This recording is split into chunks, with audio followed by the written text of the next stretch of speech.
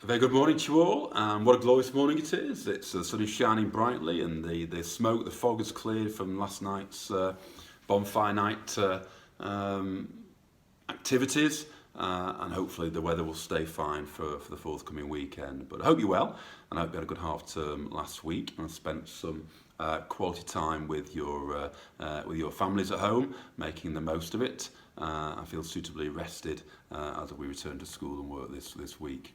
Been an interesting week, hasn't it? Just turn that down. Been an interesting week, of course, and I'm sure you've been glued to the TV as I've done. Always had an interest in the American presidential elections, but of course this year has been particularly fascinating, and let's see what news we get over the next day or so, as of course events over there will affect us on this side of the water as well, won't they, in coming years quite significantly.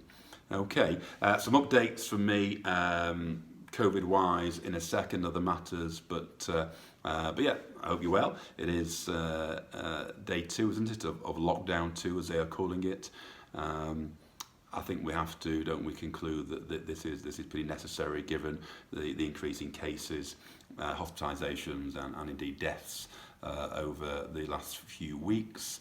I was in a update from Trafford Public Health last night with head teachers, and Trafford has the lowest number of cases in Greater Manchester, which is good, of course, but the Northwest is still way above national averages, and the figures for last week in terms of cases were down on the week before, so hopefully that will be a continued trend.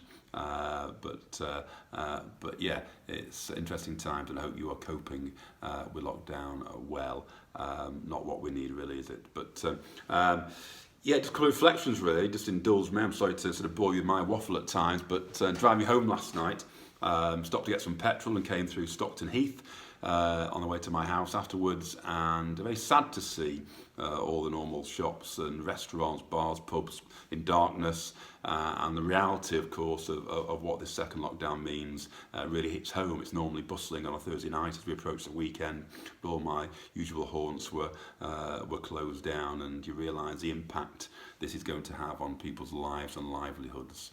Delighted the government have chosen to extend the furlough scheme. That's got to provide reassurance for many, but it's still far from ideal. So yeah, it's sad to see that last night, and it just made me think about the situation that some people are in, given the fact in school normality does continue to a degree. The other side, I suppose, and again, it might sound a bit silly, but last Sunday morning I was tidying the garden, as you do going into the winter, and within a few minutes of each other, 2 huge V formations of geese passed overhead, honking away, presumably migrating south for the winter. But it just made me think that despite lockdown and all those negative things, the innate joy and beauty of nature can't be taken away from us. And I think certainly during the first lockdown, people seem to become more at one with nature and make the most of those experiences with a limited choice of things to do, and no doubt we'll do more of that going into the next few weeks as well. So perhaps 2 contrasting sort of experiences there around lockdown that I had personally this week. I got out for a meal though, the last supper with my family on Wednesday night. It's my eldest daughter's 20th birthday today, and my youngest child's 15th, her birthday next Tuesday, so I had a joint meal on Wednesday night. The eldest daughter's boyfriend tagged along as well.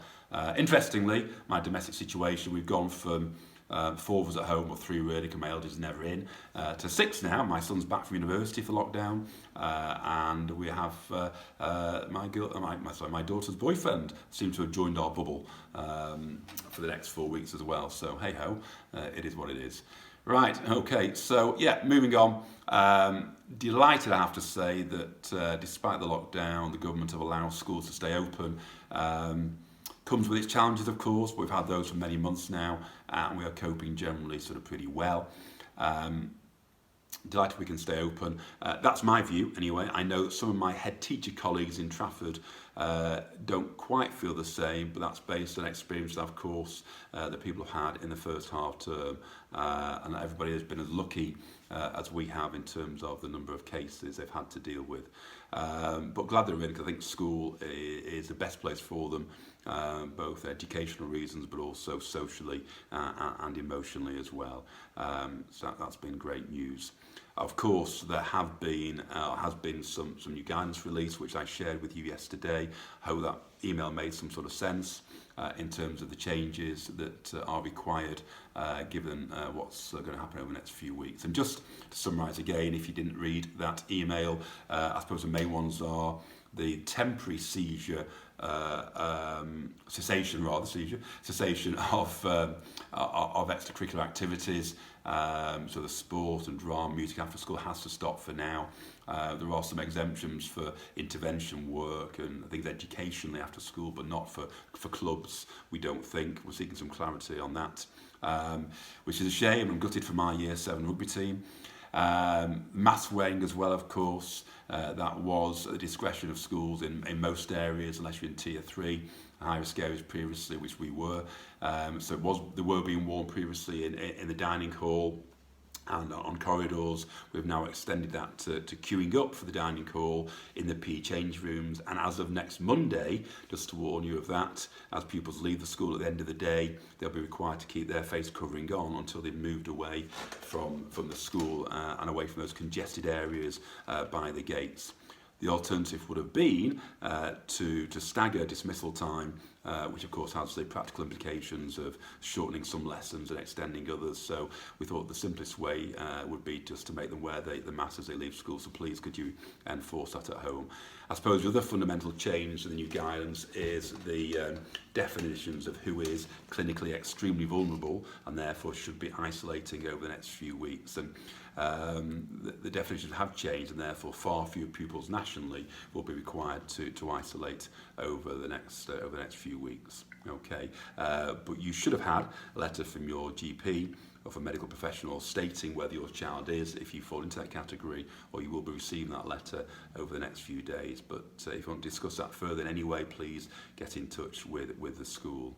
Okay, and fortunately we have very few, if any, staff in that category as well, so all being well, we will continue as normal. Okay, we've decided also on top of those measures to close the sixth form common room for the next few weeks, and sixth formers will be either off-site or find alternative accommodation at break time and lunch time. Okay, so yeah, in the last 9-10 weeks since we started in September, we have had 9 cases amongst pupils, which is unfortunate and 9 too many, and our sympathies go out to the families that have been in concern there. But I think compared to many schools and workplaces, we have done remarkably well, and I thank you yet again for your support and compliance on this issue. We had one over half term, which we had to deal with, and track some contacts down there, and we had one this week as well. And can I just say that the one mum who phoned in to say her child had tested positive was so apologetic, said she felt quite embarrassed about it, but there was no blame attached to this. Nobody's pointing the finger. We have said before, this virus is totally and utterly indiscriminate, doesn't make choices, and therefore it is nobody's fault. And we just have to respond accordingly and minimise the impacts. But our main concern is that people who are testing positive are safe and they are well and they make a speedy recovery. So please, there's no need for apologies. We just have to crack on accordingly. Okay. Yeah, this week, rather other matters going on. What have we got? It's mock exams, of course. I've had to reassure and calm some of our Year 11s and Year 13s this week. They've been asking me, will exams take place at the end of the year? What do I think? We've got to assume that they will do. And young people get a chance to make up for the lost learning time last year in the spring and summer. And I've no doubt they will get their just desserts through whatever method next summer. But let's assume exams will take place. And these mock exams are merely a stepping stone, as I've said before, a means of diagnosing where young people are at and what we need to do in terms of interventions and support sort of moving forward. So please do your best, work hard, as you always do, but don't overstress and turn them into something that they are not. We will be predicting grades based on this, but they are predictions. They will not necessarily be what gets submitted if it did come to centre assessed grades again. So please, Just do your best, and we will support you in due course. And of course, any prediction that we issue now tends to get more accurate the nearer the exams get towards the end of the year. Okay. We had a great Black History Month last month in October, and congratulations to Jamie Spencer in Year 7, who won the plaque competition. We asked young people to design a plaque, which we turned into an actual plaque and displayed in school. And Jamie's Marcus Rashford tributes, if you like, and the work he's been doing with disadvantaged young people and feeding them during holiday time was a great effort. So well done, Jamie, and we'll get that made up as soon as we possibly can. Just on that note, the theme, the Black History Thursday tutor sessions, we've decided to extend, have like a throwaway Thursday, if you like, above and beyond what we normally do in tutor time.